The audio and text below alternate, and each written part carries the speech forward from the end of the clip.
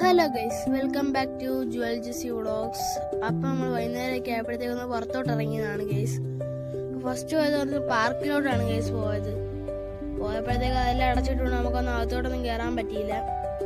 അത് കഴിഞ്ഞപ്പോൾ അടുത്ത പോയത് തങ്കശ്ശേരി ലൈറ്റ് ഹൗസിലോട്ടാണ്. അവിടെ ചെല്ലുമ്പോഴൊക്കെ നല്ല ഭംഗിയുള്ള സൂര്യാസ്തമയം കടന്ന് കാണാം. പിന്നെ ഇതിൻ്റെ താഴെ നോക്കുമ്പോൾ അത്ര ഹൈറ്റ് തോന്നില്ലെങ്കിലും മേളിൽ കയറും നല്ല ഹൈറ്റ് ഉണ്ട് ഗൈസ്.